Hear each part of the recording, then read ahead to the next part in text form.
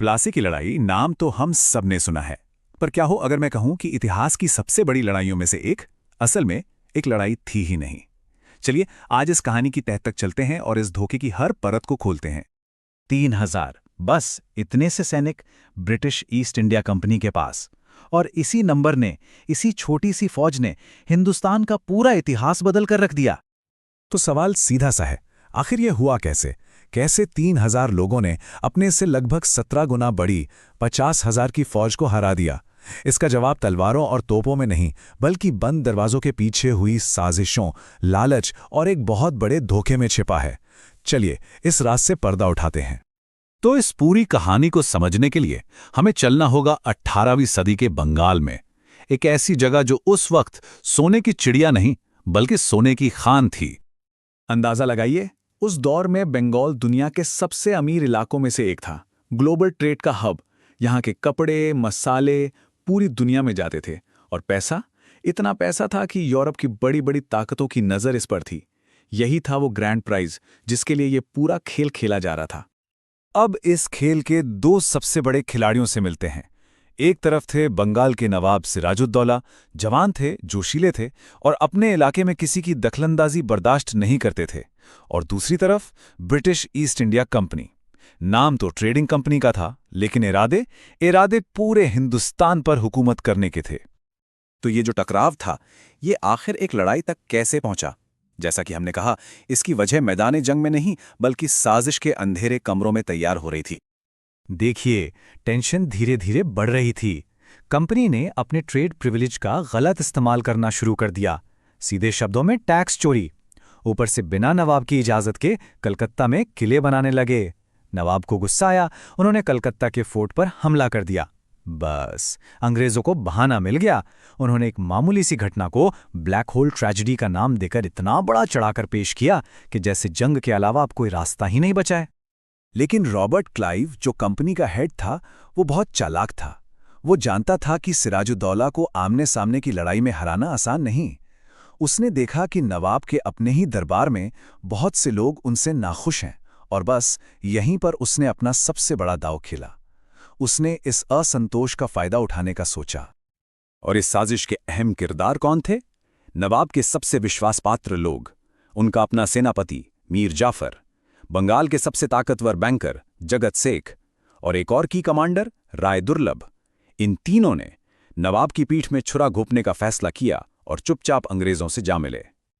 तो अब स्टेज पूरी तरह सेट था। तारीख थी 23 जून 1757। जगह प्लासी, जिसे हम इतिहास की किताबों में बैटल ऑफ प्लासी के नाम से जानते हैं, वो असल में एक बैटल कम और एक पहले से लिखा हुआ धोखा ज्यादा था। जरा नंबर्स पर एक नजर डालिए। एक तरफ नवाब सिराजुद्दौला की 50,000 की विशाल सेना 40 तोपों के साथ, और दूसरी तरफ रॉबर्ट क्लाइव के गिने चुने 3,000 सिपाही और सिर्फ 8 तोपें। कागज पर तो यह लड़ाई शुरू होने से पहले ही खत्म थी। नवाब की जीत तय लग रही थी, लेकिन जैसा कि हमने कहा, असली लड़ाई तो मैदान में होनी ही नहीं थी। तो उस दिन हुआ क्या? कहानी कुछ यूं आगे बढ़ी। सुबह सुबह जोर की बारिश हुई। इस बारिश ने नवाब के बारूद को गीला कर दिया। मतलब उनकी ज्यादातर तोपें बेकार हो गईं। अब इसे किस्मत कहें या साजिश का हिस्सा। फिर जब नवाब के जो वफादार सैनिक थे वो आगे बढ़े तो लड़ाई शुरू हुई। लेकिन फिर आया आखिरी पल। नवाब ने मीर जाफर को अपनी सेना आगे बढ़ाने का हुक्म दिया, पर मीर जाफर अपनी सेना के साथ एक कदम भी आगे नहीं बढ़ा।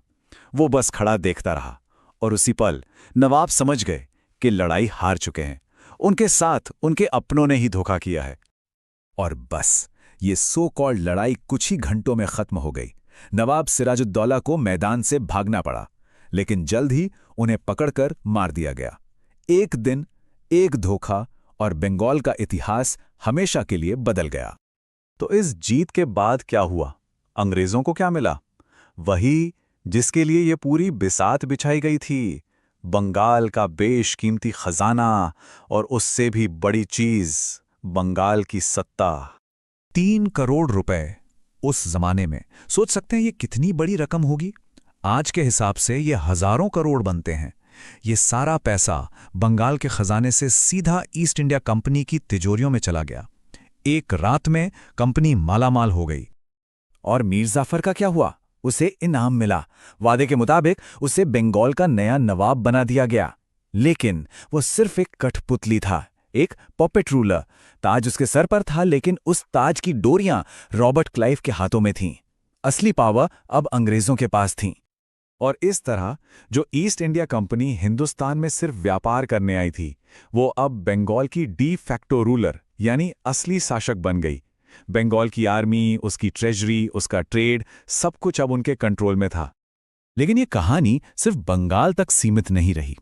प्लासी की ये जीत सिर्फ एक लड़ाई की जीत नहीं थी, ये पूरे हिंदुस्तान के इतिहास का एक टर्निंग पॉइंट साबित हुई। तो चलिए देखते हैं कि इसके बाद डोमिनो इफेक्ट कैसे शुरू हुआ। देखिए, 1757 में प्लासी की साजिश कामयाब हुई और बंगाल पर कंट्रोल मिल गया। फिर मीर जाफर जैसे कठपुतली नवाबों के जरिए उन्होंने बंगाल का पूरा खजाना खाली कर दिया। इसके ठीक 7 साल बाद 1764 में उन्होंने बक्सर की लड़ाई जीती, जो एक असली मिलिट्री विक्ट्री थी। इस जीत ने नॉर्थ इंडिया में उनका दबदबा कायम कर दिया। और सबसे इंपॉर्टेंट बात, बंगाल से जो पैसा लूटा गया था, उसी पैसे का इस्तेमाल करके उन्होंने धीरे धीरे बाकी पूरे हिंदुस्तान को फतेह करना शुरू कर दिया। इसीलिए कहते हैं कि प्लासी की लड़ाई ने हिंदुस्तान में ब्रिटिश राज की नींव रखी, एक ऐसी हुकूमत जो अगले लगभग 200 साल तक चलने वाली थी। एक धोखे से शुरू हुई कहानी एक पूरे साम्राज्य की शुरुआत बन गई। तो आखिर में सवाल वही आ जाता है, क्या ब्रिटिश साम्राज्य तलवारों के जोर पर मैदाने जंग में जीता गया था, या फिर उसकी बुनियाद बंद दरवाजों के पीछे हुई साजिशों, लालच और धोखे पर रखी गई थी? प्लासी की कहानी सुनने के बाद जवाब काफी हद तक साफ हो जाता है ना?